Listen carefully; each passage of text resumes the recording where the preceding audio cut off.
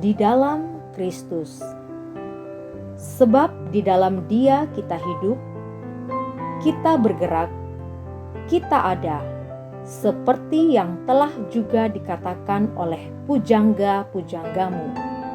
Sebab kita ini dari keturunan Allah juga.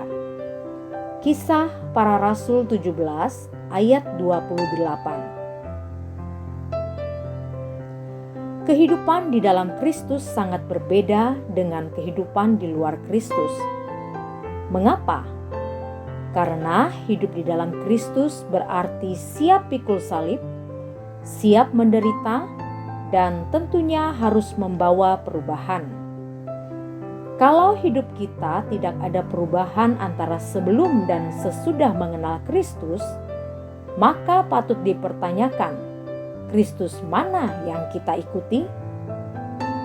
Ayat firman Tuhan di atas menuliskan dengan jelas bahwa di dalam Kristus kita hidup, kita bergerak, kita ada.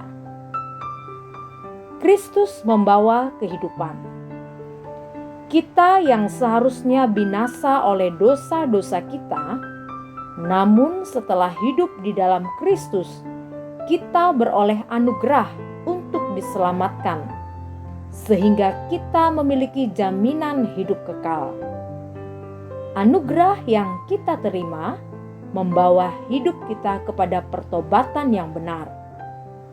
Apa yang dulu kita anggap sebagai kebanggaan, namun setelah mengenal Kristus, semua itu adalah sampah. Filipi 3 ayat 8 katakan, malahan segala sesuatu kuanggap rugi, karena pengenalan akan Kristus Yesus Tuhanku lebih mulia daripada semuanya. Oleh karena Dialah aku telah melepaskan semuanya itu dan menganggapnya sampah, supaya aku memperoleh Kristus. Kehidupan di dalam Kristus terus bergerak. Dia bukan Allah yang statis, Dia Allah yang dinamis. Jadi, ketika kita hidup di dalam Kristus, maka gaya hidup kita tentunya harus serupa dengan Yesus. Dinamis, terus bergerak, membawa perubahan, membawa dampak, bukan hanya untuk diri kita sendiri, namun orang lain juga. Kita tidak boleh pasif, namun produktif. Filipi 1 ayat 22a, tetapi jika aku harus hidup di dunia ini, itu berarti bagiku bekerja memberi buah. Di dalam Kristus kita ada, artinya hidup kita setelah di dalam Kristus memiliki identitas yang jelas, yaitu to be rock, representatives of Christ's kingdom. Sebagai duta kerajaan Allah, hidup kita ibarat Injil yang terbuka. 2 Korintus 3 ayat 2 katakan, kamu adalah surat pujian kami yang tertulis dalam hati kami, dan yang dikenal, dan yang dapat dibaca oleh semua orang.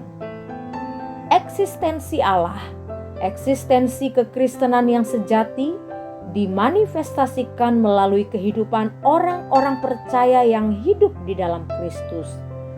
Sikap, perbuatan, tutur kata kita yang senantiasa mencerminkan pribadi Kristus. Kehidupan kita adalah khotbah yang sesungguhnya. Bila tidak demikian, maka semuanya menjadi sia-sia. Sudahkah kita benar-benar hidup di dalam Kristus? Bila Anda benar-benar hidup di dalam Kristus, maka kemuliaan Kristus akan terpancar melalui kehidupan Anda.